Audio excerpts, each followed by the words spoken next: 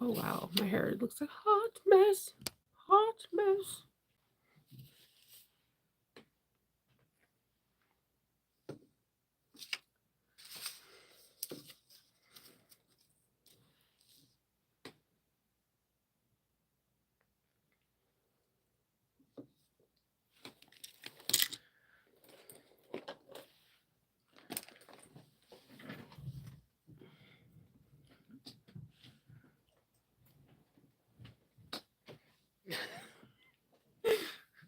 It's it's cool. It's cool. Good morning. How are you, Meryl? I'm still congested. Good morning. Good morning. Good morning. I am so congested. I'm like 100% sure that I have a sinus infection. And for those who don't know, I have chronic sinusitis. I haven't had a flare up in a long time, but I think I have it based on the postnasal drip and the sinus pressure and the headaches. But I'm feeling better than I did last night. Last night it was like TKO. Like one moment I feel like really awesome, and the next minute it's like not so much.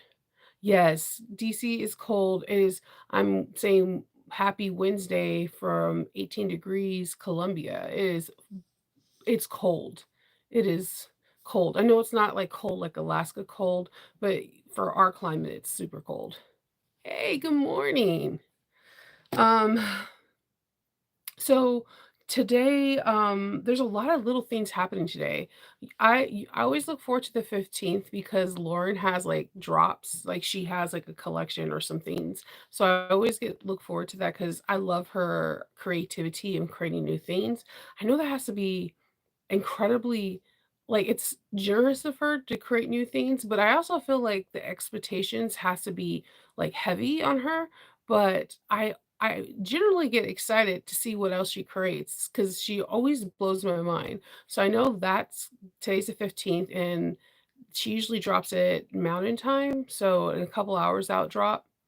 And today we also have the Sew Bag and Sew Expo, that has the VIP tickets in Sacramento. I'll be teaching there, just from So Many Creations, Chris from Simply Classic, Tara from OO Creation will be teaching there. The VIP tickets are going to be on sale at 6 a.m. Pacific Standard Time, so relatively really soon. I don't know how many VIP tickets are. I did put it in my description box, the link that you can go to view the website. The tickets are not available just yet. Um, I believe the VIP tickets are $75. The event itself has free parking, which to me is like crazy. You have to understand, sorry, you have to understand that when you go to like events out here, DC parking is crazy prices, and same with Baltimore. So when I go to events in my area, I sometimes have to pay outrageous amounts of money to park. Um, so when I hear free, I'm like, what? Especially in California, that's a double what? So 10 is in, yeah, 10 a.m. Central Time. Yeah. Yeah, Liz, I don't know what's going on. Everyone I know that has this little bit bug says they've been cold for quite some time. Have a cold for some time. The white and rose, yeah. I have this. I have the black and white rose. I know they're going to be doing prep. I am not using that for my lining. I want to use it for a bag. It is so pretty. I also want to use like a little 8 by 12 piece and kind of like do a shadow box with it. I have this idea and I just want to see if I can get it. Like I want to go to Joann's and get some black and white faux roses. You guys, I don't know if you've been looking on Facebook. There's a lot of posts about Joann's, and I am totally freaking out. Like if they close, I am going to be sad. I'm going to be really, really sad. Um, Limp Biscuit. Oh man, I was gonna spit some lines, but it's not appropriate. I used to like Limp Bizkit when I was in junior high. um, so yeah, so the Sewing Bag Expo, you with the VIP thing, I wrote it down because my memory is like everywhere today. So you get a 3-day pass, one class half off, you get a VIP swag bag, you get a VIP shopping hour. So like 1 hour before it's available to the public, you get to shop just with the other VIPs, and you get first chance at registration for class. And I think that's pretty cool. The classes are pretty decent. They're like 30 students for each class. I'm teaching two. Most of the people there are teaching 2 to 3 classes, and there's like a slew full of different classes, like how to use your projector and all that stuff. So I think it's really awesome. Um, Hey Lynette, hey Christine. So yeah, if you are looking to do, if you're trying to go to the Sacramento Bag and Sew at 6 a.m. Pacific Standard Time, the VIP tickets go on sale. Now, if the VIP tickets do sell out, they will have 3-day passes. They will have 1-day passes and like weekend passes. And again, the parking's free. That's a huge thing to me because paying $30 or $40 for parking every day, that is mentally exhausting, that and physically exhausting.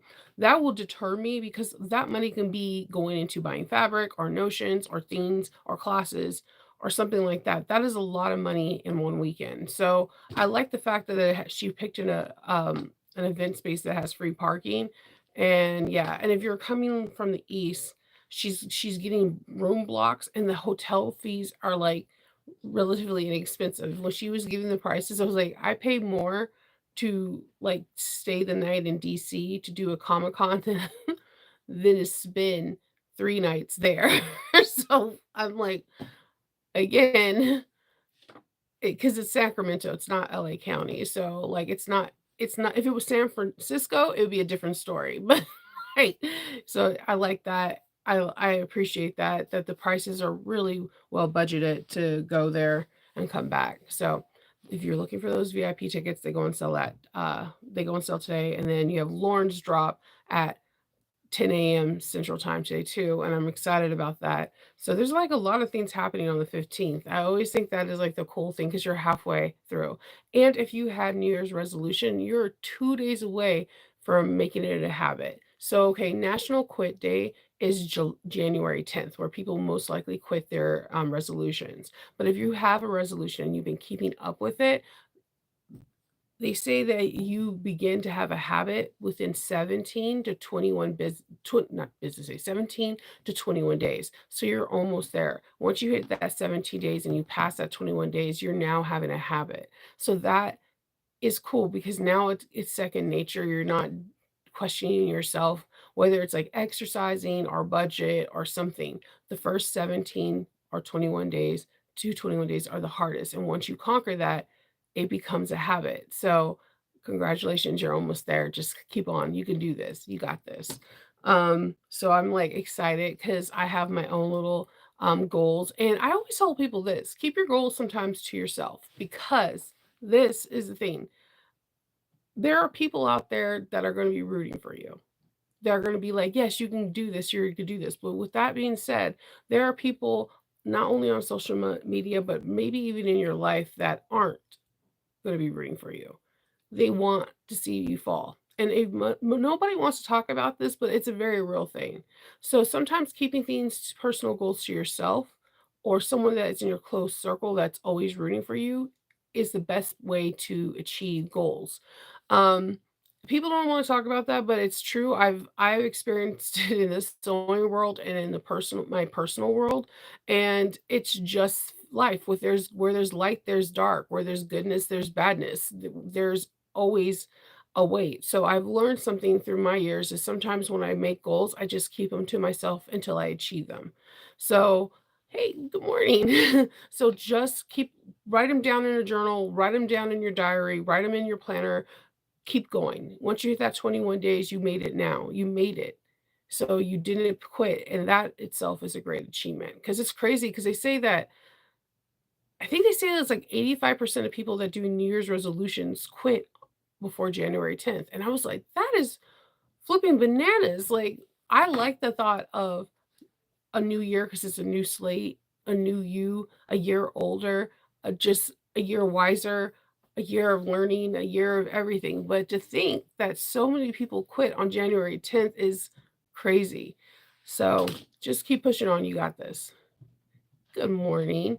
So yeah, that's what I have today. Today I have today I'm going to be working with Patreons with the rotary cutters. We're going to be cutting out the Dreamer back pack from Fierce Kitten. We went over the modifications yesterday and I think they liked them. I had a lot of fun doing the modifications.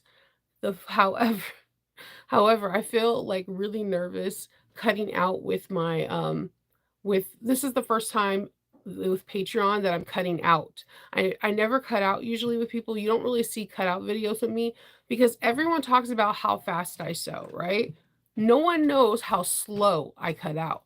I'm a tracer. I take my time. I like do fussy cutting placements. A bag that could probably take 30, 40 minutes for someone else to cut out may take me 2 hours. I'm a slow cutter. And people that know me that have done like Zoom calls or face to face calls or even on the phone, they'll be like, yeah, Shanova's a slow cutter.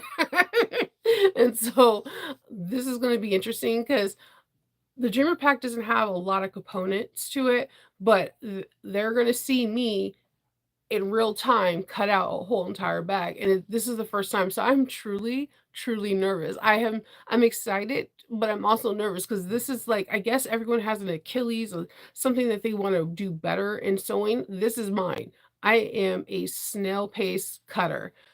I don't know why.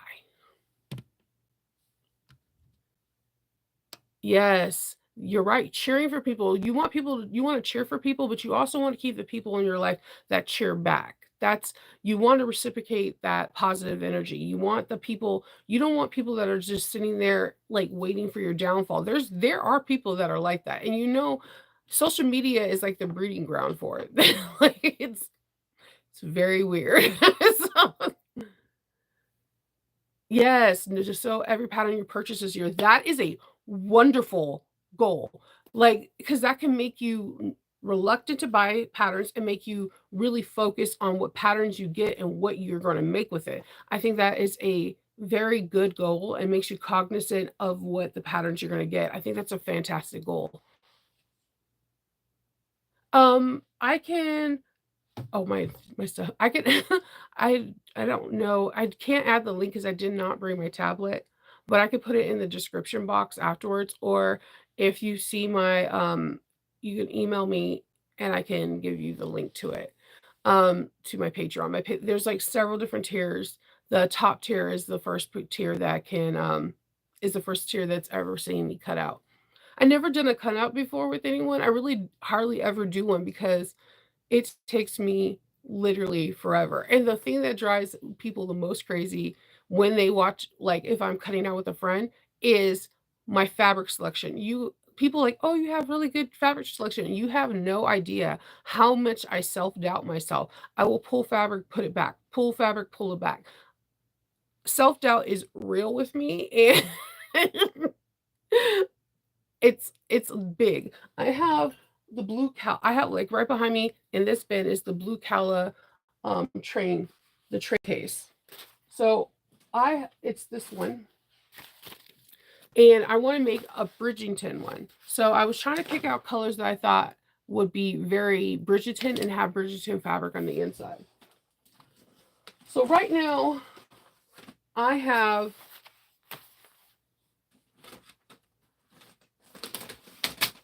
these 3 colors. Okay. So I wanted to kind of emulate what Blue Cala did here. She has like different color here, different texture here, and a different texture here. So I thought smooth here. No, sorry. Textured here. This is Rayvon's. Textured here. And because it's Bridgerton, I thought this brown with the florals in the middle. And then smooth for the bottom. And then the straps can be this smooth. But then I was like, well, this pinky orange undertones clay color would look good in it. So I will sit here and look at this. I just dropped something. I will sit here and look at this for like a cool minute until I figure out and something clicks in my head. So it's a huge process. Like if someone was like, "Oh, Shanova, let's do a picking out video," you'd be like, "I hate your video. I dislike it." Shanova, no. No. Why is it taking you half a day to figure out your fabric selection? I thought you were good at this. I don't know. I don't know. I can't explain it. I I don't know. So, yeah. So I want to do I have this really pretty Bridgerton fabric from Alchemats, and I have amazing hardware. And I want to like showcase it. Like, these are the zipper pulls. Lady Whistleton. And I'm like, I want to showcase this where it's like just Lady Whistleton fabric, hardware, right? And then just really lovely colors and some mixtures of textures, and then have the fabric in the inside. Because I have a couple Comic Cons, and I've had people ask me, "Do you have anything Bridgerton?" And I'm like, "No, I don't." So I wanted to test the water with a really super classy bag with a Bridgerton collection and just see where it goes. So, but yeah. So I wanted something classy. So immediately I pulled Ray Vaughn stuff up because she has really pretty fabrics and faux leather. She has an eye for picking out stuff. Like she does, most definitely. I would have never like got these colors together. And as soon as I seen it, the minute I seen it, this it automatically made me want to go to this. See, I've had this from Sam from So Many Creations in Canada for the longest time, and it has roses on it, and it looks like tapestry. And I was like, this would be super cool as either a Downtown Abbey or a Bridgerton bag. So this is what I'm trying to mix together and make it look like awesome. I think it would look good together. This is this is my process, and I will take little swat 1-inch squares and put them all together, and then draw and sketch out this bag. I'll take a photocopy of this or scan it in and make it black and white, and then put like color it in with the same colors and try to figure it out. This is how much work I put into one freaking bag. This is why I say sell your bag for what it's worth, not what other people say it is, because you know how hard you work. Yes, I sew fast. I do. I do, but I put in a lot of prepping work, and I feel like that should be accounted for. What pattern is this again? This is the Clover convertible bag. I made a couple of these. They're a good seller for me. This bag is considered advanced. I think I don't know if there is a oh I don't know if there thank you, Rochelle. I don't know if there is a actual video or not of this. I again, if you guys know me, I don't watch a lot of sewing videos because I don't like to mimic people's style. And what happens is if I watch a video and you leave an impression to me, somehow I try to adopt that style, and I don't like doing that. So I don't know if there's any video of this, but I thought it comes together relatively easy. I love how the train case on the bottom comes together. I feel like the pattern is written out beautifully. Now, I got this in a kit. I do not have the PDF, so I don't know if there's any updates or not. That's the only bad thing when you buy a paper pattern is like if it has updates, like, what are you supposed to do?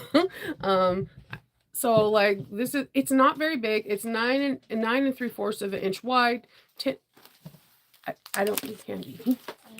No. Are you going to work out? No, I'm gonna go to give my friends teach me how to drive. Oh, you have to take that with you. I don't eat any candy. Yeah, put it in his room or something. I gotta go now. Okay, then put it up on the kitchen. Do you guys want a 19-year-old? Bye, Faith. Have a good day. Loki, you have to go with Faithy. If you ever had an issue with copyright, I'm curious about HP stuff. Okay. I do believe that anyone can get I think anyone can get dinked. I've never had an issue with it, but I also don't put a lot on the internet. I'm really bad about this. This is something that I'm bad. I post on Instagram, but I don't put a lot of it on my Etsy. I don't know why. I never got a message from them. I do put things occasionally for Harry Potter or Disney or whatever, but usually it's it's not just fabric. So usually it's something like I lasered or I appliqued or something I did to the bag, like some kind of treatment to the bag where it's my work. And then the inside is like the fabric. Now, when it's like the Lord of the Rings thing, yeah, nobody has ever dinged me, but I know people that have been dinged. Um, Copyright issues is is real. Like, they can come after you no matter what state or county and you are. And then there are some areas that you can buy copyrights. Like, you can buy the copyrights part of a copyrights with, Star Trek. It is expensive, but you can get it in some states. You can get and then with the copyright thing, they give you access to certain files so that you can print them and use to make bags. It's pretty interesting. It's kinda like, um, fraternities and sororities. You're not supposed to use make things with it, but if you buy, like, a copyright thing, you could be put on, like, a seller's list where people can go to and purchase. So it's just something you need to look into. Yeah, I don't really post that much online. I think that I do post on Instagram, and if somebody wants on Instagram, they usually just DM me and I'll be like, "Okay, cost XYZ." I am gonna try, really soon. As soon as I make a complete bag and take pictures of it. I made a couple bags this year already, but I haven't took pictures of them. I am gonna try the Shopify thing on Instagram where people can just click on your Instagram post and it takes them to somewhere and they buy it. Um, but I never have any trouble. See, like the Bridgerton thing, because I'm doing all this like this is not like I'm using their style. I'm using what I feel from Bridgerton, but this is not their fabric. This is roses and orange-ish vinyl that has like a texture treatment to it. And then in the inside, yes, there will be in the inside, it's not really even Bridgerton fabric. I'll show you. It's it's Olivia's take on a Bridgerton. And everything fell. It's Olivia's take on Bridgerton. So the inside will be this. Nothing really Bridgerton. It's just the flowers and crowns, tiaras. So it's an inspired look, but there's nothing that says Bridgerton. Even the pools, it's just a cameo. And nothing says Lady Whistleton, nothing says anything. That's so when I market this as like a Bridgerton inspired bag, there's nothing that has a trademark of for Netflix. See? So like things like that, you if it's inspired, it's different than like, oh, this is the actual Bugs Bunny character. So I just dropped all that Alice in Wonderland fabric. So you could, but like the thing is that you can't say inspired if you have like literally Harry Potter on your fabric. The difference is, do you see the difference? This has zero Bridgerton characters. It has crowns and jewels. This is like inspired. Anybody can make this. This is just flowers and crowns and diamonds. Like there's nothing that says Bridgerton on here. So, and this is just roses. This didn't even come from the same person. I had this for a while. And this is just was in Rayvon's box for the month of November, I believe. So that's inspired. But if you're like, I don't have any. Oh, if I'm like, I can't say inspired Breakfast Club. This is like dead on in Breakfast Club. So I can't say expired by. This is Breakfast Club. These are the actual people in it. Do you see the difference? Like there's a difference between inspiration and actual copying. So whenever I have something that is like dead on like the Breakfast Club, I usually don't really post it and I'll just when I go to events, I sell them at events and they're just not in public. Um I just don't want to get in trouble for copyright because they're not afraid to go after the little man. So you can try to sell them on Etsy, you can try to sell them on Shopify or even on Instagram or your personal Facebook. A lot of people find a loophole by having their own Facebook and having a private Facebook so that you can allow who's in your Facebook and then people could purchase them through Facebook through PayPal. Hey. Yeah, the florals is I mean, it's Olivia, chef's kiss. Like, I don't know. There hasn't been anything that she has. Like every round, I'm like, I'm not gonna buy anything. I'm not gonna buy anything. And then it'll be like 2 hours before the round closes. I'm like, I'm gonna buy this, this, this, and this. Um, and then there goes my whole month spending. Yeah, the cameos could yeah, it's from Bridgerton, it's Lady Whistledown. So, like, Lady Whistleton, Lady Whistledown. So, yeah, so I think that Olivia I actually kinda think she thinks of things like that, like, inspired by like, she had Riri from, The Avengers, she had the piece that goes into her suit, so it's not, like, her whole bodysuit, it's just that heart. Like, she's very clever. Like, Olivia is super clever, so, like, when you make stuff with her, it's truly inspired by, like, it's she's really, really clever.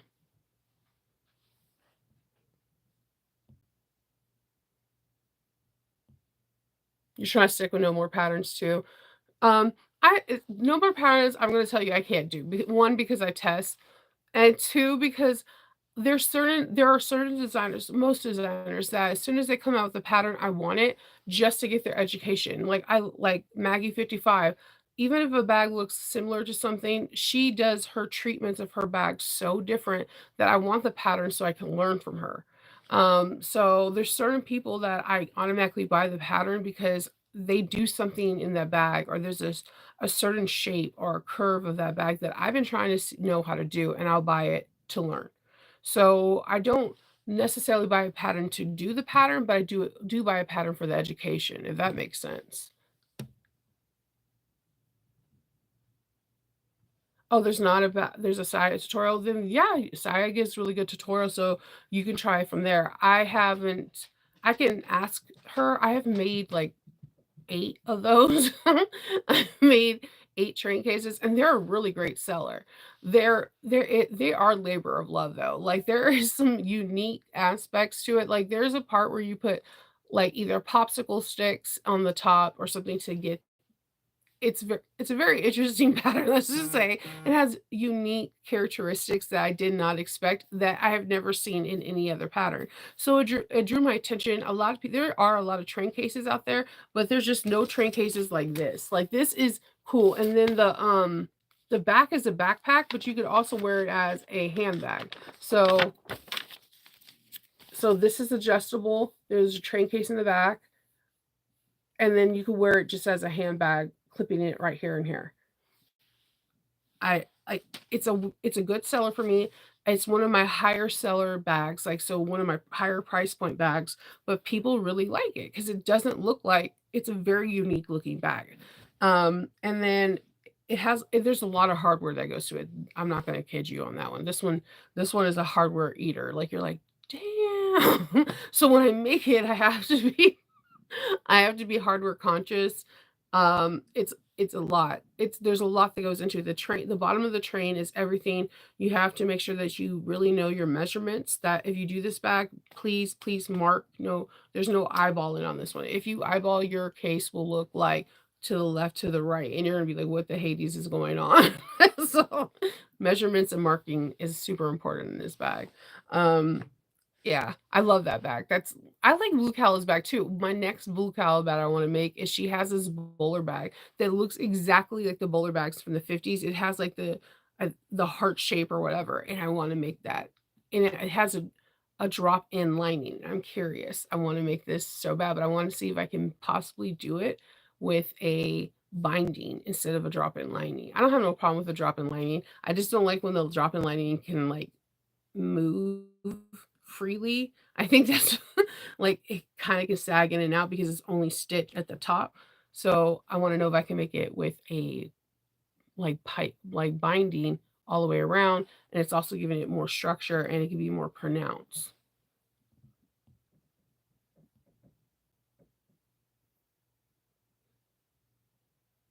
Okay, hold on. It is, there are some difficult parts. Angela, I could definitely ask Blue Calla. I can ask her to see if I can do it.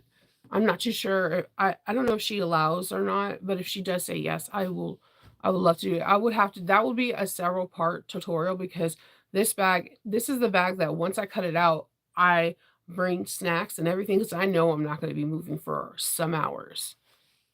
But it's so worth it when it's done. Man, I'm smiling like the Cheshire cat.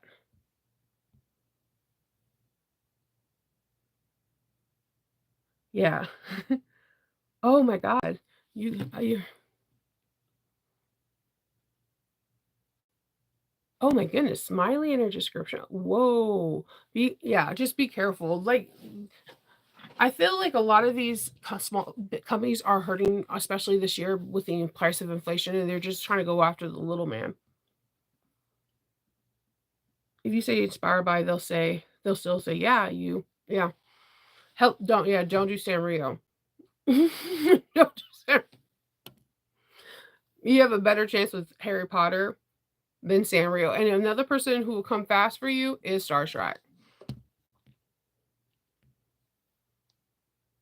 Yeah. Star Trek is fast. They'll be like, "What are you doing?" um, it's interesting. And then who else likes to come after people and no one wants to talk about it? Hermes Birkin bags. The people that have patterns that look similar to theirs, they're not afraid to go after small companies.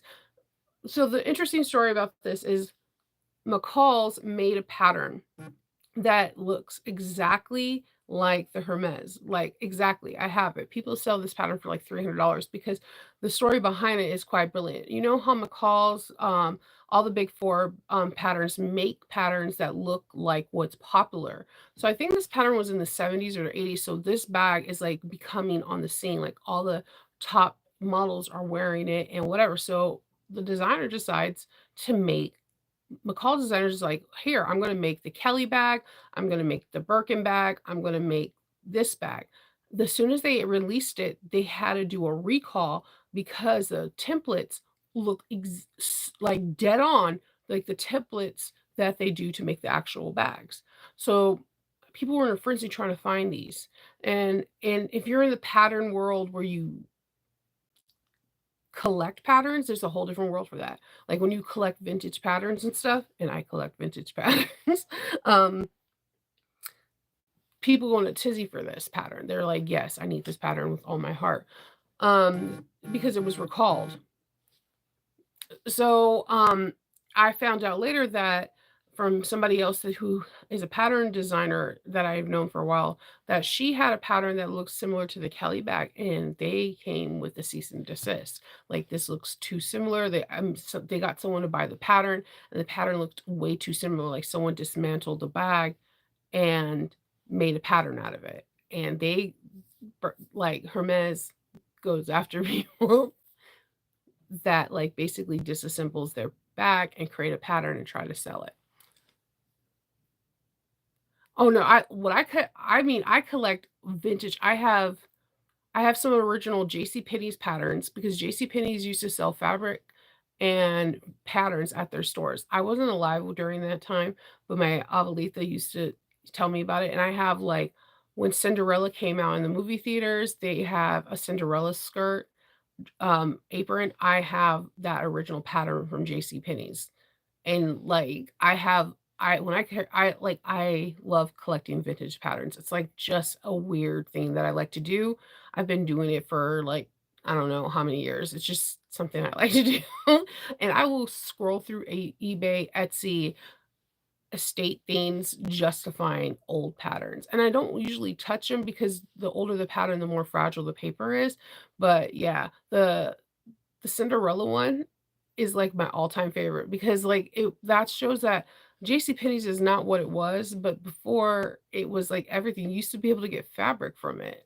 Fabric, you could buy fabric from JCPenney's and patterns, and they were, like, the designers for Cinderella the movie, and they had the pattern not only for her blue dress, but for her apron that she wore in most of the movie, and I was like, "That is freaking crazy."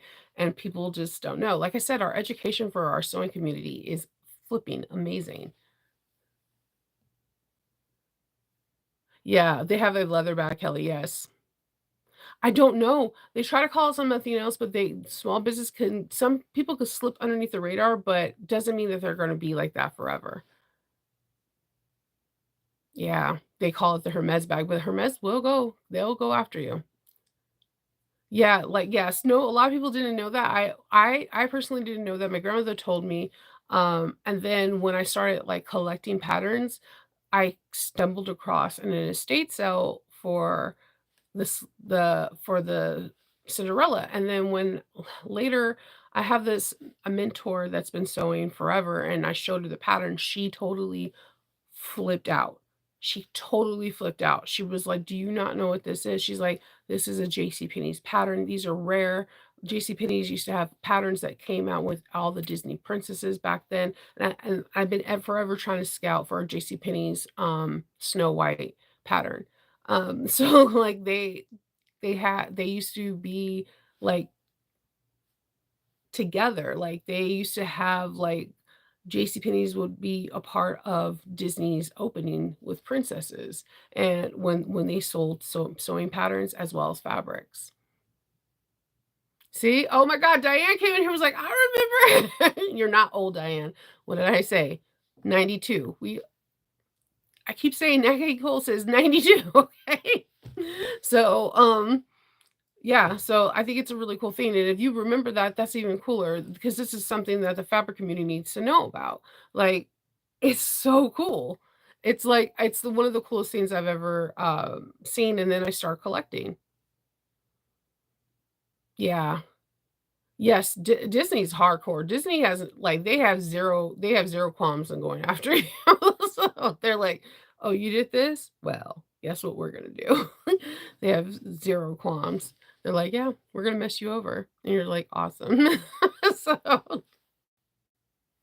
So yeah, like, I don't like, I have a lot of Disney stuff, but I that is one thing unless I did, like, all, like, applique that I did, I try not to put Disney fabric on my, Etsy. I don't even really post it that much on on Instagram because I am terrified. I've heard horror stories from people on Instagram, um, Etsy, like, they'll go after you hard. They'll, like, give you a warning at first, but then they're watching.